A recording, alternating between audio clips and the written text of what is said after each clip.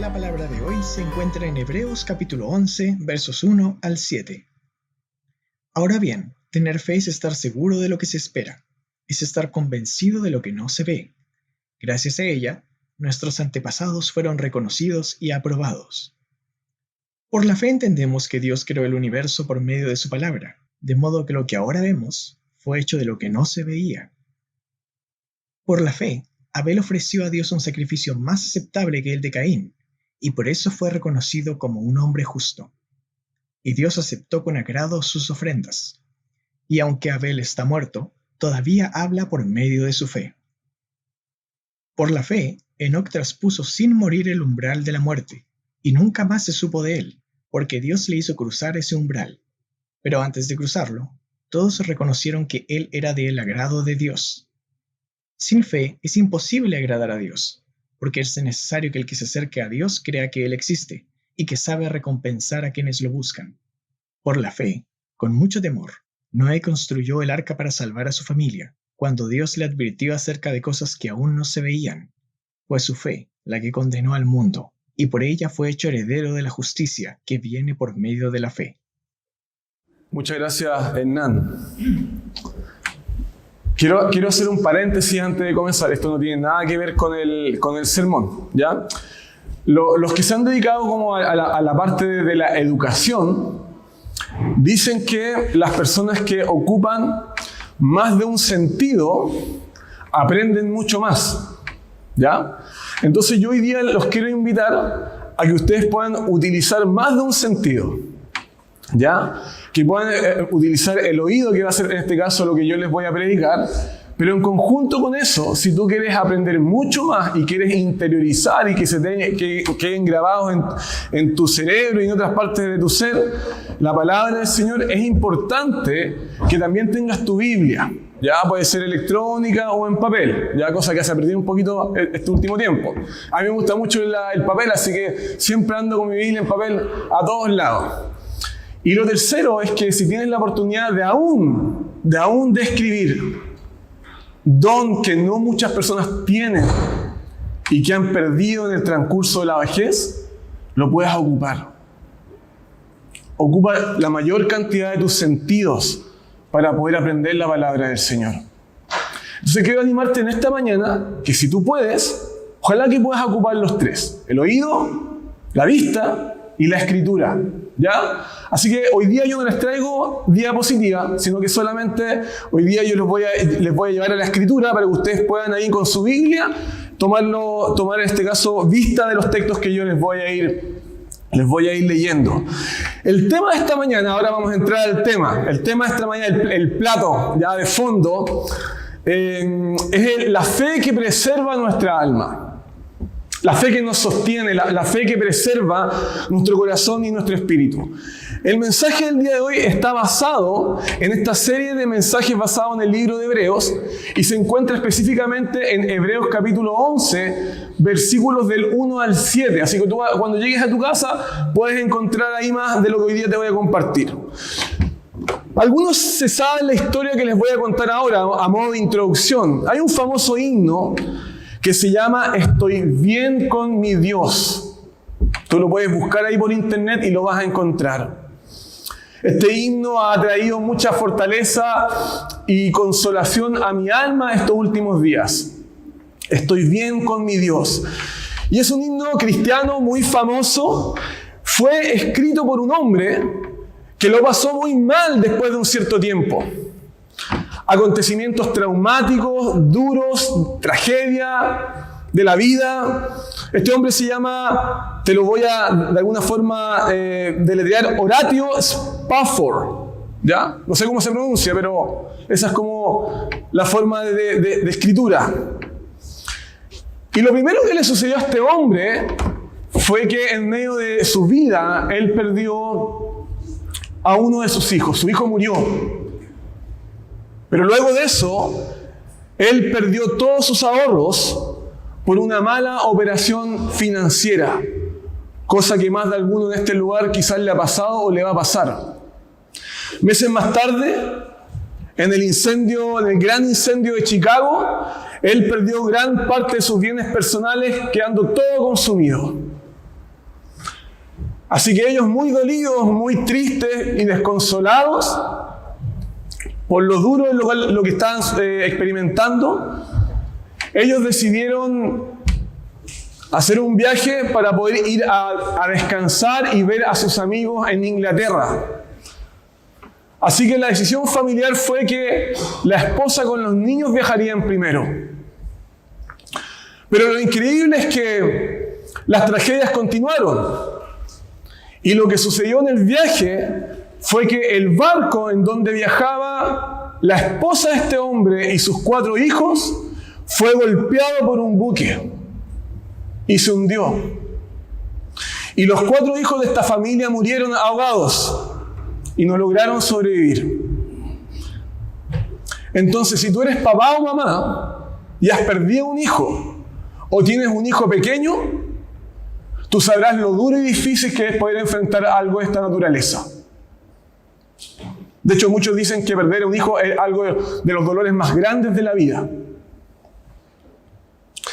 Y cuando ellos se están comunicando entre el esposo y la esposa decidió escribirle un telegrama a su esposo.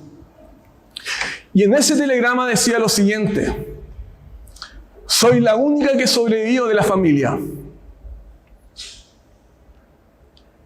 pero estoy bien. Pero estoy bien.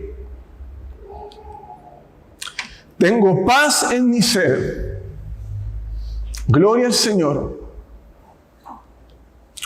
Entonces, para algunas personas es difícil poder creer en Dios cuando se avecina una tragedia y cuando hay tanto dolor y sufrimiento. Pero hay otras personas que son los cristianos, que cuando se les asoma el dolor, la dureza de la vida, de un mundo roto, esos cristianos ven en la tragedia y el dolor como una oportunidad. Una oportunidad para poder confiar. Aún en un mundo de incertidumbre, es una oportunidad para poder confiar en las promesas del Señor. Y yo quiero animarte a eso hoy día. A tener una fe que confía en las promesas del Señor. Una fe que preserva nuestra alma. Te quiero invitar a que podamos orar. Señor, te damos las gracias, porque en tu palabra podemos ser, Señor, fortalecidos, animados, y recibir el don de la fe para poder confiar en un mundo roto, Señor. Para los que somos cristianos, te pedimos que afirmes nuestra fe con tus promesas. Que preserves nuestra alma con tu palabra. Y para los que hoy día han llegado con falta de fe, escépticos, agnósticos o ateos, Señor, que tú hoy día les puedas regalar fe, Señor, para poder preservar su espíritu y su corazón eternamente, para tu gloria, Señor. Amén. Entonces, a modo de contexto, cuando el autor de Hebreos le está escribiendo a los cristianos de esta carta, ellos también estaban experimentando tragedia. Ellos estaban experimentando sufrimiento, persecución, amargura, hostilidad por la gente que estaba alrededor de ellos. Entonces el contexto nos dice, algunos versículos más atrás, que estos cristianos nuevos, recién convertidos, lo pasaron muy mal al principio de su vida cristiana. Y tuvieron que luchar por ciertos padecimientos. La gente le estaba haciendo la vida a cuadritos. La gente se estaba burlando de ellos. Le estaba arrebatando sus bienes. Y algunos de estos cristianos fueron sometidos a vergüenza pública. Eso significa que la gente que estaba alrededor suyo, quizás personas de su trabajo, gente de su barrio, gente de su familia no cristiana, le estaba haciendo la vida hostil. Lo estaba desacreditando, estaba ensuciando su imagen. Lo estaban deshonrando y estaban ensuciando precisamente su imagen. Entonces, y otras personas de este grupo de cristianos experimentaron la pérdida injusta de sus bienes. Quizás por ser cristianos y por luchar por la justicia, por ser personas veraces, honestas en sus lugares, los cortaron. Y cuando perdieron sus bienes, ellos en lugar de quejarse y criticar y cuestionar a Dios, dice el texto bíblico que ellos lo asumieron con gozo. Entonces, Hebreos capítulo 10, que son los últimos versos antes de entrar a este texto, dice lo siguiente: pero nosotros no somos de los que retroceden para perdición. No somos de los que retroceden para perdición, sino de los que tienen fe para la preservación del alma. Entonces yo te quiero hacer una pregunta en esta mañana. ¿Podrías levantar la mano en esta mañana y decir: yo soy de los que no retroceden para perdición? Yo soy de los que tienen fe y esperan con paciencia las promesas de Dios. ¿Podrías levantar tu mano esta mañana y decir eso? Eso fue lo que el autor de Hebreos le estaba preguntando de manera retórica a los oyentes de esta carta. Queridos hermanos, el llamado esta mañana para nosotros los cristianos es que nuestro Señor pueda afirmar nuestra fe para poder preservar el alma. Afirmar nuestra fe para poder, en el fondo, continuar hacia cuando Él venga por nosotros y nos busque en su segunda venida. Y el llamado para los escépticos, para los que están dubitativos, para los que no creen aún, es un llamado para que rueguen a Dios y le pidan que sea Él quien les regale el don de la fe para poder creer. Mira lo que dice los primeros versículos, Hebreos capítulo 11, versículos 1 al 3. Ahora bien, tener fe es estar seguro de lo que se espera, es estar convencido de lo que no se ve. Versículo 2, gracias a ella, nuestros antepasados fueron reconocidos y aprobados. Por la fe entendemos que Dios creó el universo por medio de su palabra, de modo que las cosas que ahora nosotros vemos fue hecho de lo que no se veía. Increíble. Un acertijo sin resolver para la ciencia. ¿No es cierto? Entonces, lo que quiero que podamos entender en esta mañana, en primer lugar, es que el autor de esta carta de Hebreos no nos quiere dar una cátedra acerca de la fe completamente. Esa no es su intención. No nos va a dar un compilado acerca de todos los aspectos de la fe. No es eso. No es un texto que abarca todos los aspectos de este tema. Porque la fe es mucho más que Hebreos capítulo 11. Lo que el autor de Hebreos va a hacer en este texto es que nos va a hablar de la fe relacionada a la paciencia. La fe relacionada a la paciencia. Esto significa llegar a confiar en las palabras de Dios, llegar a confiar en las promesas de Dios, cuando las promesas de Dios, cuando su palabra sea lo único que tú y yo podamos tener en la vida. Cuando el mundo se viene abajo, cuando todo se rompe, cuando todo se pierde, cuando te lo quitan, cuando algo te lo arrebata, lo que el autor de Hebreos nos va a llevar a pensar es poder llegar a confiar en las promesas de Dios, ser pacientes para poder aferrarnos a eso cuando no tengamos en nada más que aferrarnos en la vida. Por eso que el versículo 1 de Hebreos dice: tener fe es estar convencidos de lo que no se ve, y gracias a ella nuestros antepasados fueron reconocidos y aprobados. Lo que el autor de Hebreos está diciendo es que en el tiempo del Antiguo Testamento hubieron cientos de hombres y mujeres que lo único que tenían para poder avanzar en la vida eran precisamente las promesas del Señor. Nada más, absolutamente nada más. Sus promesas y su palabra. Entonces lo que el autor de Hebreos te está diciendo esta mañana es que la fe, en primer lugar, no es algo que llevemos intrínseco en nosotros. La gente habla y dice: yo tengo fe. Yo también tengo fe. Yo confío. Pero la fe bíblica no es intrínseca al ser humano. Nosotros no nacemos con fe. No la llevamos en nuestro interior ni dentro. La fe es un don, un regalo del Señor. Y lo que el versículo 1 te está diciendo es que la fe no es un sentimiento, sino que es una convicción. Por eso que el autor de Hebreo, y para los que les gusta el conocimiento y el idioma, y si tú puedes ir al original griego, te puedes dar cuenta que en el original esa primera frase, versículo 1, la palabra fe, viene de una palabra original que se llama hipostasis. Hipostasis. ¿Y qué significa la hipostasis? Significa la esencia real de las cosas, la naturaleza de las cosas, la sustancia de las cosas. ¿Qué quiere decir esto? Que la sustancia que compone la fe cristiana, la fe bíblica, la fe de un creyente, es lo que Dios nos ha prometido.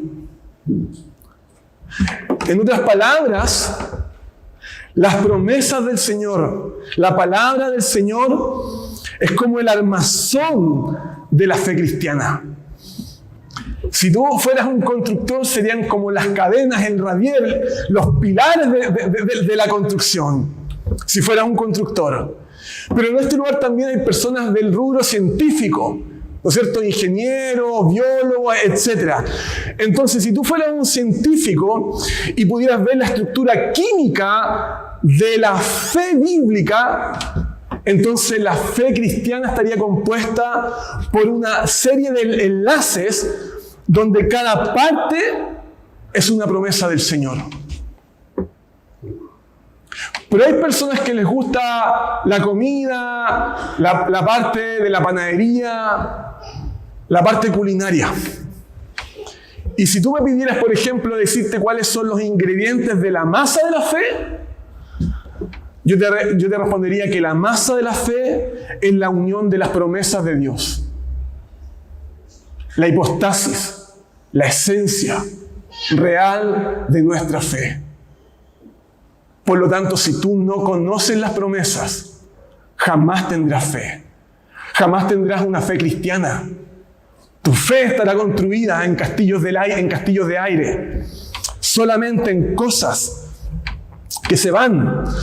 Entonces, para poner una ilustración al respecto de esto, déjame ilustrártelo de la siguiente manera. Nuestros ojos físicos nos permiten ver para poder continuar en la vida. Por ejemplo, algunos de ustedes están en procesos de poder comprar quizás bienes raíces o un inmueble.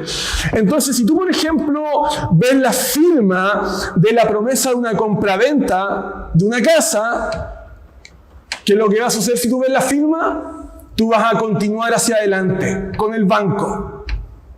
Si tú, por ejemplo, ves la firma y tienes en tus manos un contrato de trabajo, entonces tú vas a organizar un viaje a fin de año. Ver para creer. Pero si tú eres en el fondo una pareja de papás que recién se han casado y ves en tus manos el test positivo de un embarazo, ¿qué es lo que tú vas a hacer? Vas a partir corriendo a comprar cosas para tu bebé. El ojo físico mira las cosas para poder continuar en la vida. Y así como el ojo físico es el órgano que nos permite confiar en las cosas visibles, la fe es el órgano espiritual que nos permite confiar y continuar en la vida, confiando en las cosas invisibles, en las cosas que no podemos ver. Entonces, si tu ojo visible confía en las cosas que se ven para continuar, la fe es el órgano del alma para poder perseverar en la vida cristiana, confiando en las cosas que nosotros no podemos ver. Entonces, por ejemplo,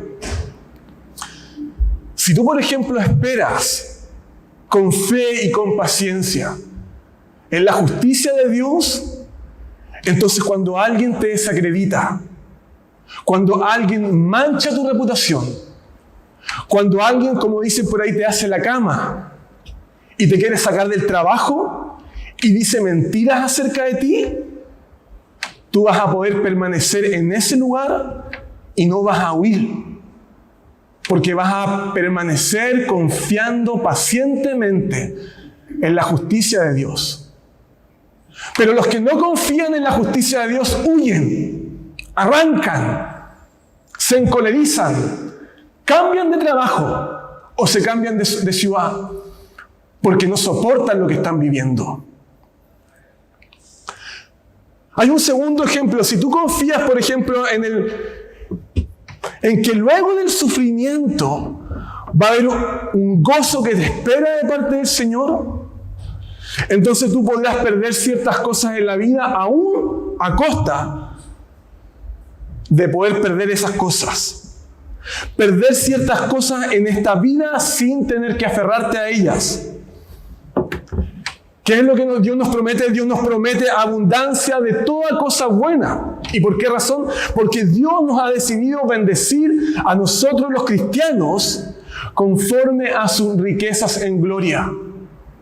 Estar con nosotros, cuidar de nosotros, estar a nuestro lado, no dejar ni abandonarnos, alimentar no solamente nuestra alma, sino que también nuestra vida física.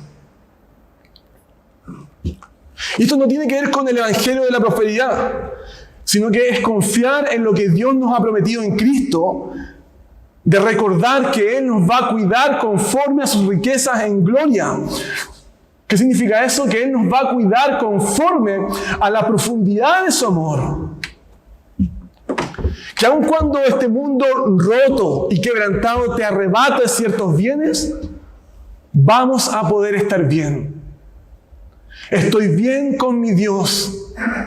Tengo paz en mi alma.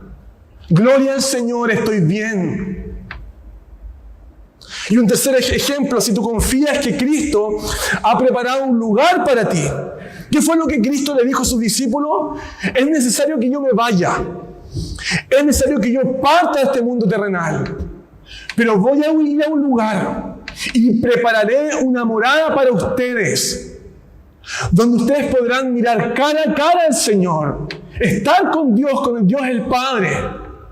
Una morada celestial, un nuevo lugar, mucho mejor que este, la ciudad del reino, la ciudad celestial, junto al Señor y junto a otros creyentes. Y si esa promesa llega a llenar tu corazón, llega a llenar tu alma, a satisfacer tu espíritu, entonces tú serás libre para poder ir de un lugar a otro sin tener que aferrarte a una ciudad, a un barrio o a una casa material. Y recién ahí podrás cumplir el llamado que Dios te hace.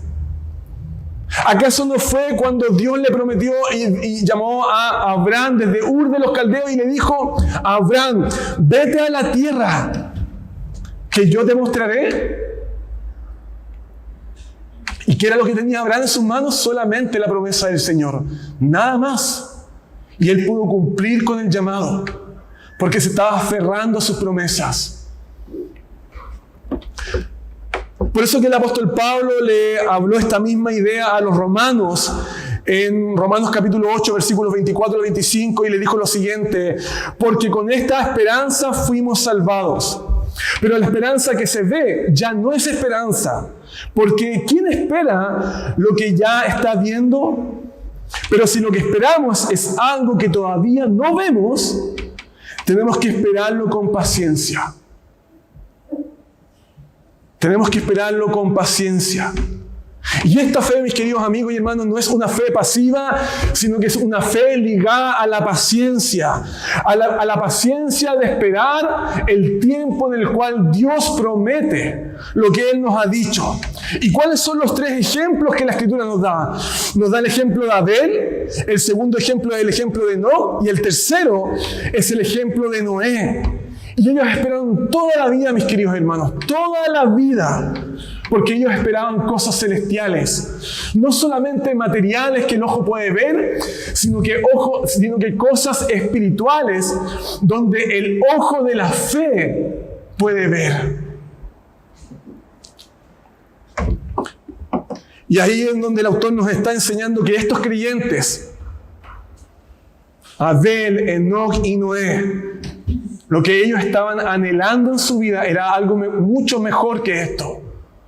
Por eso que el apóstol Pablo, cuando escribe, dice que si nosotros solamente esperamos para esta vida, para este mundo material, somos las personas más dignas de lástima, mis queridos amigos. las personas más dignas de lástima, si solamente nuestro cristianismo se basa en esperar solamente un mundo material.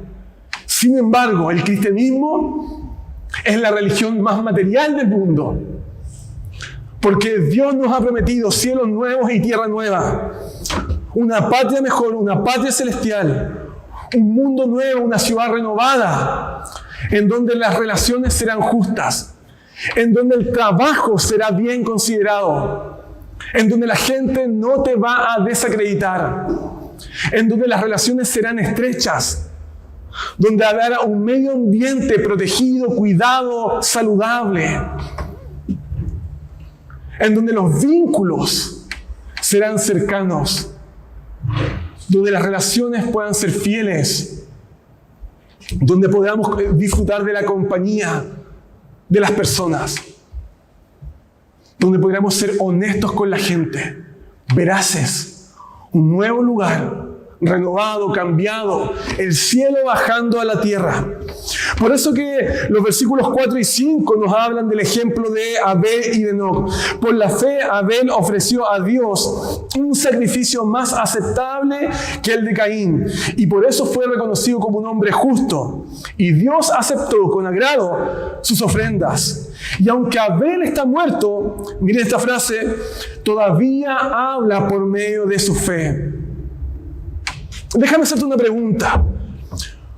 Cuando tengamos que partir de este mundo, cuando la gente tenga que ir a vernos a nuestra lápida, cuando la gente tome nuestros escritos, nuestros libros, ¿cómo nos va a recordar? ¿Por nuestra inteligencia? ¿Por nuestra expertise? ¿Por nuestra sabiduría humana? ¿O por nuestra fe en las promesas del Señor? Y dice el texto bíblico que Abel, aunque está muerto, todavía habla por medio de su fe.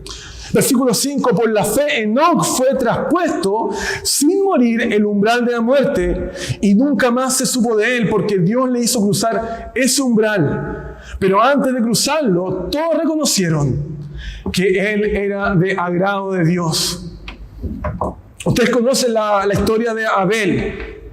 Adán y Eva tuvieron hijos, esos hijos fue Caín el mayor, Abel el menor, y un día salieron como hermanos al campo. Abel tomó una ofrenda justa, de agrado a Dios. Caín tomó una ofrenda que quiso dedicar a Dios. Su servicio fue un servicio que Dios no consideró como un servicio justo y bueno.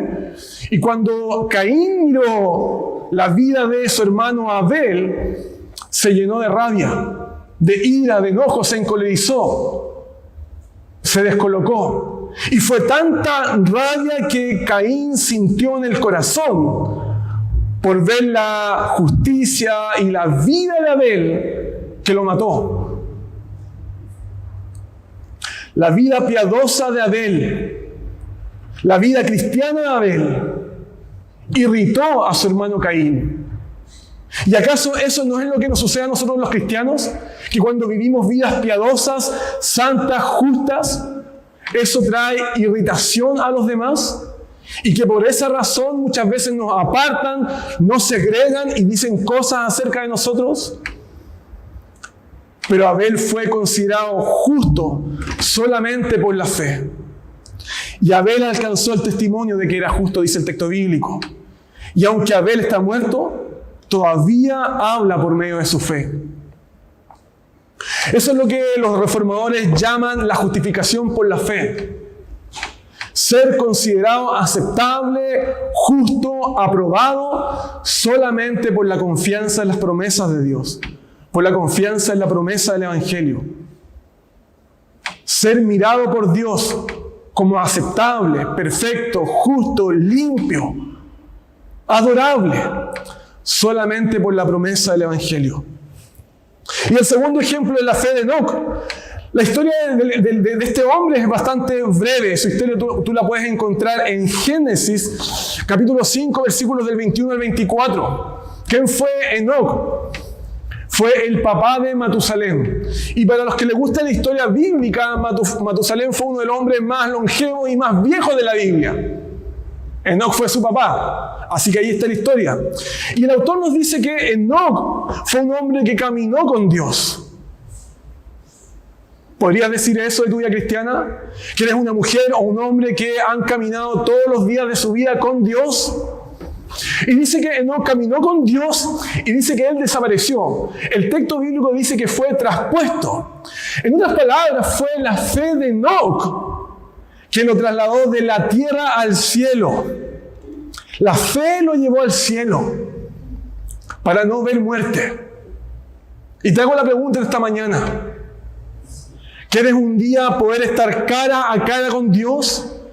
¿Poder estar los últimos días de tu vida y no querer ver la muerte? La fe de estos hombres, la fe de Enoc fue lo que lo llevó al cielo para no ver muerte. En otras palabras, no experimentó una muerte terrenal, sino que en la vida terrenal Dios lo trasladó en vida desde la tierra al cielo. La fe de Enoc fue una fe que agradó a Dios. Y dice el texto bíblico que y él recibió el testimonio de haber agradado a Dios. Una fe que en su esencia, en su estructura, en sus ingredientes, en sus enlaces, en su hipostasis, en su esencia real, en su naturaleza, se sostenía en las promesas del Señor. Y el tercer ejemplo fue el ejemplo de Noé. Y ustedes conocen la historia de Noé. Noé fue el hazmerreír de su tiempo. ¿Y por qué razón? Porque se le ocurrió la idea de poder construir una barca en medio del desierto. El hazmerreír de su tiempo. El hazmerreír quizás de sus colegas, de su grupo de estudiantes, porque se le ocurrió la brillante idea de poder embarcarse en un proyecto que para los ojos de los hombres no tenía sentido. Embarcarse en el proyecto de la vida cristiana, de la fe en el Evangelio, de ser un discípulo, un cristiano, un seguidor de Cristo. Y por esa razón a Noé lo criticaron, lo juzgaron, mancharon su imagen y fue el hombre apuntado con el dedo de su tiempo. El hazmerreír de la época. Sin embargo, Noé fue obediente al llamado de Dios y un predicador de justicia. Y los versículos finales dicen, versículo 7, que por la fe, con mucho temor, Noé construyó el arca para salvar a su familia. Construyó el arca para poder salvar a su familia. Confió en que esa arca, que ese lugar, no solamente los podía salvar a él, sino que podía salvar a los que él amaba. Ahí hay algo intrínseco, escondido para los jefes de familia, para los que somos padres o cabezas de hogar. Él confió en que ese medio era lo suficientemente poderoso para poder salvarlo a él y a los que él amaba. Por la fe, con mucho temor, Noé construyó el arca para salvar a su familia, y cuando Dios le advirtió acerca de las cosas que aún no se veían, fue su fe la que condenó al mundo, y por ella fue heredero de la justicia que viene por medio de la fe. Queridos hermanos, por eso que sin fe en las promesas del Evangelio es imposible que podamos conectar con Dios. Sin fe es imposible que podamos perseverar en nuestra vida cristiana. Sin fe vamos a claudicar, vamos a caer, vamos a retroceder. Sin fe es imposible agradar a Dios, porque es necesario que el que se acerca a Dios crea que Él existe y que sabe recompensar a quienes lo buscan. Termino con esto, mis queridos hermanos y amigos. La esencia de la fe está basada en las promesas de Dios y su Evangelio. Y solamente por esta fe podemos ser declarados justos ante Dios. La fe bíblica consiste en temer a Dios en lugar de temer al hombre. Entonces la pregunta es, en el lugar donde estás trabajando, en tu barrio, en tu iglesia. ¿A quién más temes? ¿Temes a los hombres o temes a Dios?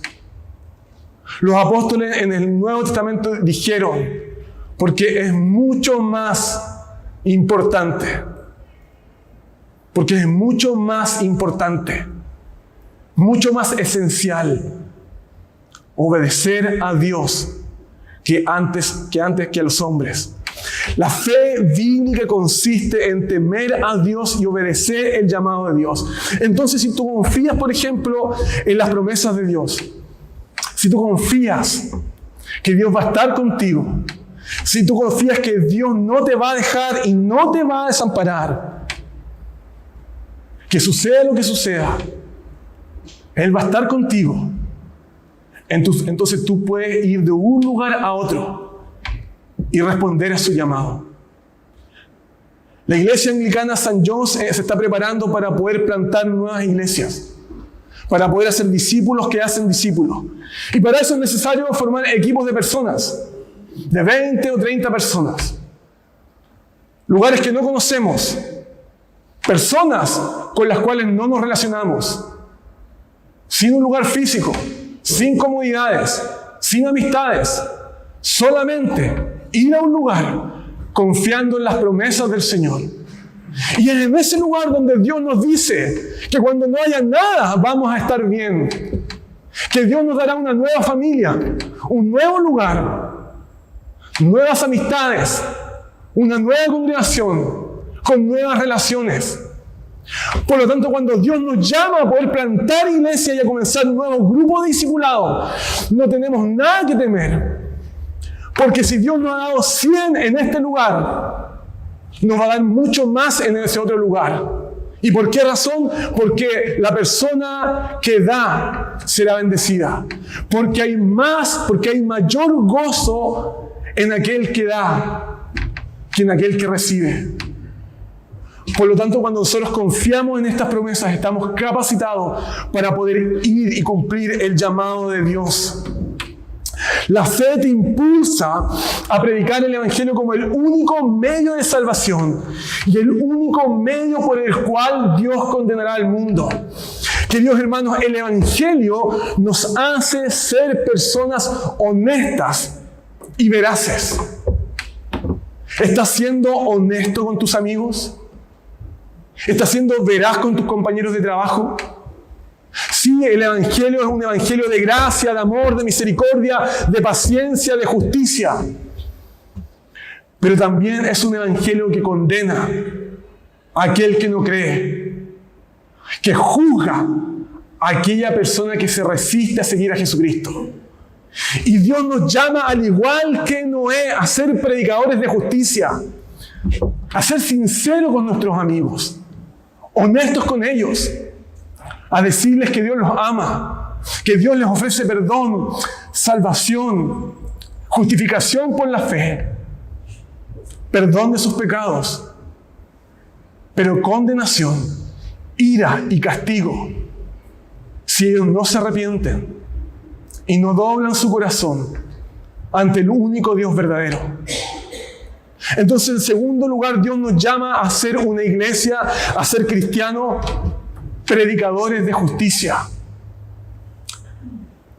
Cristianos que hablan acerca del amor de Dios, de la gracia de Dios, pero al mismo tiempo también de la condenación de Dios para aquellos que no y que se resisten a confiar en el Señor.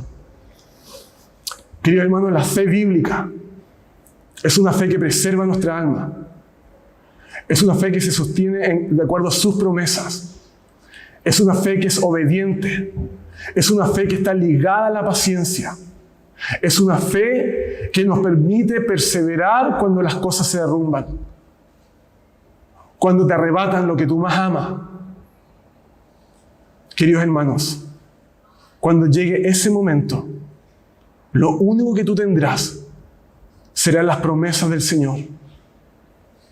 Estoy bien con mi Dios. Estoy bien con mi Dios. Tengo paz en mi alma. Paz en mi corazón. Gloria al Señor por eso. Señor, te damos las gracias esta mañana por tu palabra.